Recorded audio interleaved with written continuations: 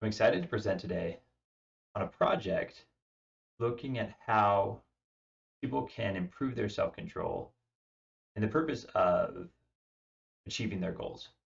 It's a project that I've been working on with my collaborators, David Tannenbaum and Eric Van Epps from the University of Utah. We all set goals. Your goal might be to lose weight, your goal might be to quit smoking, or to take your medication more diligently with the medication schedule provided, or it might be to quit procrastinating working on that paper that's been on your desk for months now. It's also likely that we've experienced our motivation wane, that as time passes, our self-control succumbs to the temptation of another piece of chocolate cake, another puff of a cigarette, or hitting next episode on Netflix. Essentially, our self-control fails and we give in to that temptation, which means that we are further away from reaching our goal than we might have been. Film director Alice Wu was dealing with a similar problem when she was working on her second screenplay.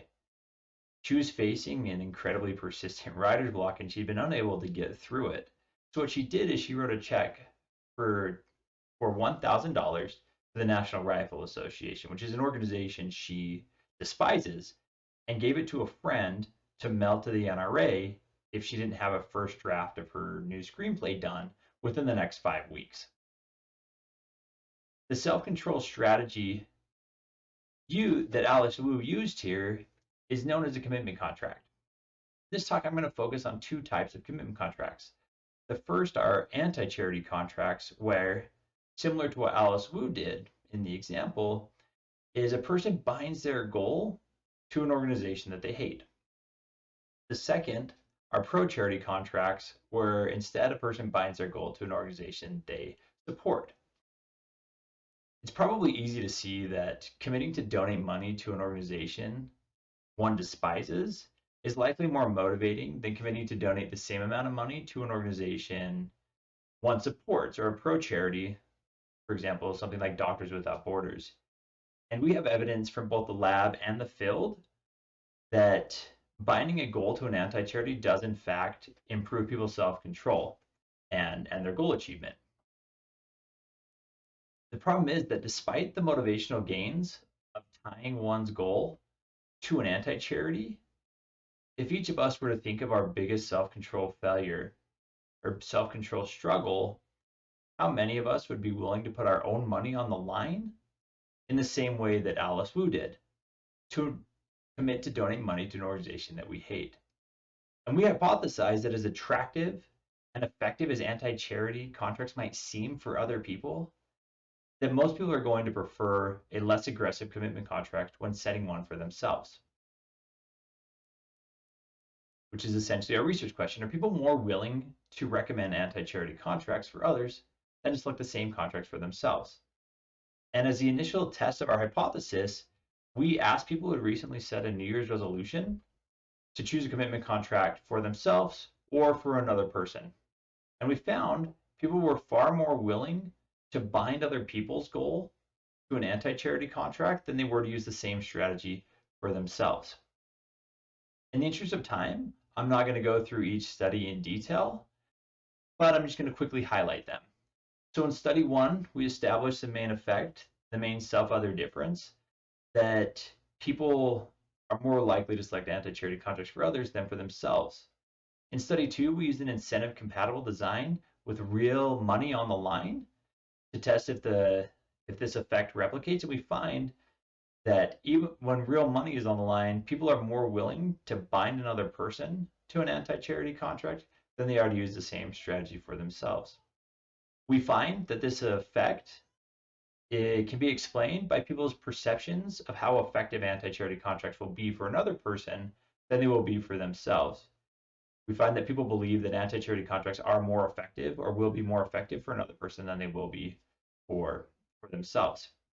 And then in study four, we look at if the distance between the decision maker and the other person, influences their decision. And what we find is that participants are far more likely to find somebody else who they don't know, so a stranger, find their goal to an anti-charity commitment contract than if they're selecting a goal or a commitment contract strategy for a close friend.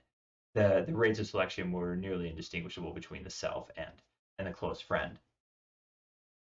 Now in study 5, what we did is we wanted to see if we could increase the uptake of the rate at which people select anti-charity contracts for themselves by first having them select a contract for somebody else.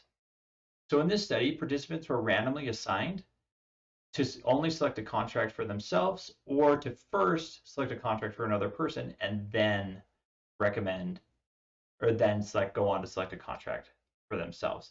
So the first bar that I'm going to show you is participants who only selected a commitment contract strategy for themselves. And then in the second bar, this is the commitment contracts that those in the other self condition selected for another person. So here we just see a replication of the main effect. This is where it gets interesting though, is those participants who first selected a commitment contract strategy for another person, 48% of them, or nearly almost the entire group who select or recommended an anti-charity contract for the other person, went on to set a or select an anti-charity contract for themselves. With this nudge in hand, we moved to the field where we wanted to test in a real world setting with real money on the line and people's real goals on the line, if we could nudge people to select anti-charity contracts. What we did is we partnered with stick.com, a platform where people can set commitment contracts. And in our experiment, all new users were given the option of completing a tutorial before creating their contracts. In the tutorial, participants set a commitment contract, a practice commitment contract, either for themselves or for another user named Joe. And users went through the entire contract creation process, either for themselves or for Joe, and then went on to set their own binding contracts. So at the end of the tutorial, they got a summary of the tutorial that they set, and then were given the option to go on and set their own binding commitment contracts. What we find first is that in the tutorial, participants or new users who completed the tutorial for the self were significantly less likely to select the anti-charity contract in the practice commitment than were those who completed the tutorial for Joe. Then when going on to set their own commitment contracts, participants who had completed the tutorial for Joe were 4% more likely to then go on to set an anti-charity contract for themselves. And somewhat interestingly, for those participants who selected an anti-charity contract in the tutorial, regardless of condition, almost half of them went on to then set an anti-charity contract for themselves, compared to only 4% of those who in the tutorial selected one of the other contract recipient options, went on to then set an anti-charity contract for themselves. This is meaningful because with our data, we're also able to see how successful new users were at keeping their commitments or achieving their goals. We find that participants who chose to not have any stakes on their goals, so they didn't put any money on the line, reported being successful at their goal at a paltry 18%. Participants who chose instead to put some sort of money on the line to a pro charity reported success on their goals at a rate of 79%. So we see a big difference here by simply putting money on the line. Then those participants who set the more aggressive contract and put money on the line to an anti-charity contract, we see an additional increase in success reports of about 7%. Now, from our studies from the field and lab, we find that anti-charity commitment contracts can promote goal success, that negative motivators can be an effective goal achievement strategy. Second, that taking the perspective of another person can be an effective nudge for people's decision by having them first respond from the perspective of somebody else can help them to make a different decision when making it for themselves. And Finally, that choosing for others can change the way that we mentally frame a problem. Now, in conclusion, we all set goals, and likely all of us have experienced not having enough self control to achieve our goal. But if the next time that we reach for a second donut, light a new cigarette, or go to hit next episode on Netflix, our decision will directly benefit an organization we hate, perhaps we'll be a little less likely to give in to temptation and thus be a little bit closer to achieving our goal.